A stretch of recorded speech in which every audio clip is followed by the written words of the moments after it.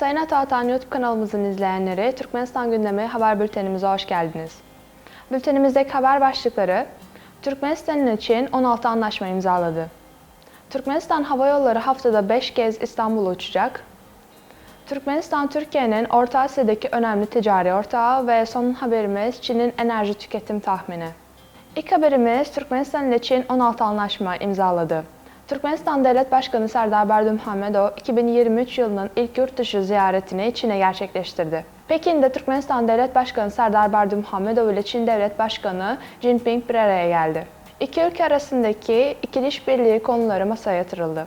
Başta enerji olmak üzere pek çok alanda işbirliğinin güçlendirilmesine yönelik bir dizi anlaşmalar imzalandı. İki ülke devlet başkanları Türkmenistan ile Çin Halk Cumhuriyeti ortak bildirisini imza attı. İşte imzalanan anlaşmalar: Türkmenistan Dışişleri Bakanlığı ile Çin Halk Cumhuriyeti Dışişleri Bakanlığı arasında 2023-2024 yılları için işbirliği muhtırası.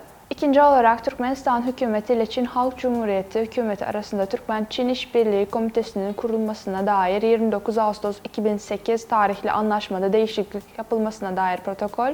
Türkmenistan Hükümeti ile Çin Halk Cumhuriyeti Hükümeti arasında dijital ekonomide yatırım işbirliğini teşvik etmeye yönelik mutabakat zaptı. Türkmenistan Hükümeti ile Çin Halk Cumhuriyeti Hükümeti arasında yeşil kalkınma alanında yatırım işbirliğini teşvik etmeye yönelik mutabakat zaptı. Türkmenistan Hükümeti ile Çin Halk Cumhuriyeti Hükümeti arasında Büyük İpek Yolu'nun canlandırılması ve tek kuşak ve tek yol uluslararası girişimlerinin eşleştirilmesi hakkında mutabakat zaptı.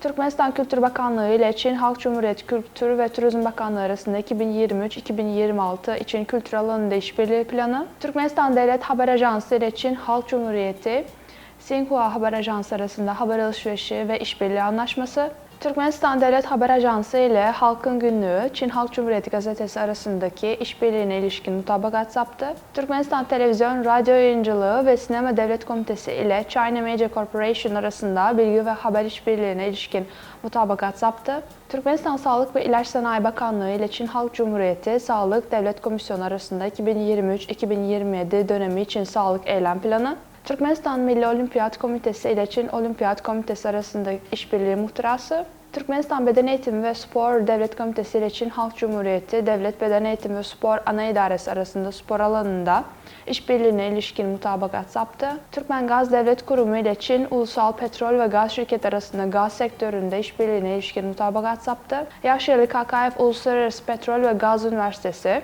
yani Türkmenistan Üniversitesi ile Çin Ulusal Petrol Şirketi Çin Halk Cumhuriyeti arasında mutabakat zaptı.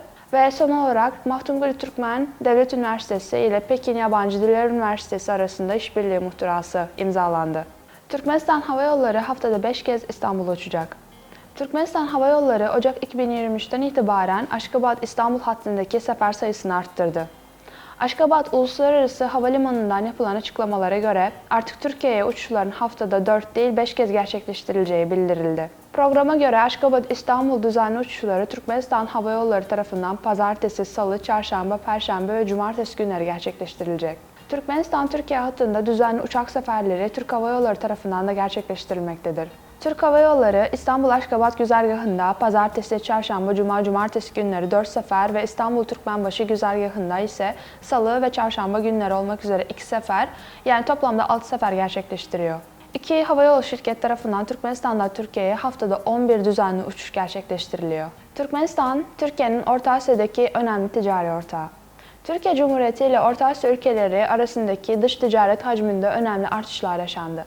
2022 yılının Ocak-Kasım döneminde söz konusu dış ticaret hacminde %30 oranında bir artış görüldü. Türk İstatistik Kurumu verilerine göre Türkiye ile Orta Asya ülkelerinden Kazakistan, Özbekistan ve Türkmenistan arasındaki ticaret hacmi önemli ölçüde arttı. Türkiye ile Orta Asya ülkeleri arasındaki ticaret hacmi söz konusu dönemde 11,2 milyar doları buldu. Bu verilerde Kazakistan 4,7 milyar dolar, Özbekistan 3,3 milyar dolar ve Türkmenistan'ın 1,9 milyar dolarlık payı bulunmaktadır. 2022 yılında Türkmenistan ile Türkiye arasındaki ticaret hacmi %20 oranında arttı. Önümüzdeki dönemlerde ticaret hacminin 5 milyar dolara kadar artırılması öngörülmektedir. Çin'in enerji tüketimi tahmini. 29 Aralık 2022 tarihinde Çin'in Sinopec şirketi, Çin Enerji Tahmini 2060 raporunu yayınladı. Sinopec yani Çin Petrol ve Kimya Şirketi yapılan bir basın açıklamasına göre Çin'in enerji ve kimya endüstrilerinin dönüşüm, gelişim ve bilimsel planlama için yeni bir bakış açısı sağlayarak orta ve uzun vadeli enerji tahminlerinde bulundu. Çin'in birinci enerji tüketiminin 2030 ile 2035 arasında yaklaşık 6,03 milyar ton standart kömürü rezerve yapması ve 2060'da yaklaşık 5,6 milyar ton standart kömüre düşmesi bekleniyor. Enerji ile ilgili karbon emisyonlarının ham madde enerji kullanımından karbon tutulması kaldırıldıktan sonra 2030 yılına kadar yaklaşık 9,9 milyar ton rezerveye ulaşacağı ve 2060 yılında 1,7 milyar tona düşeceği tahmin ediliyor.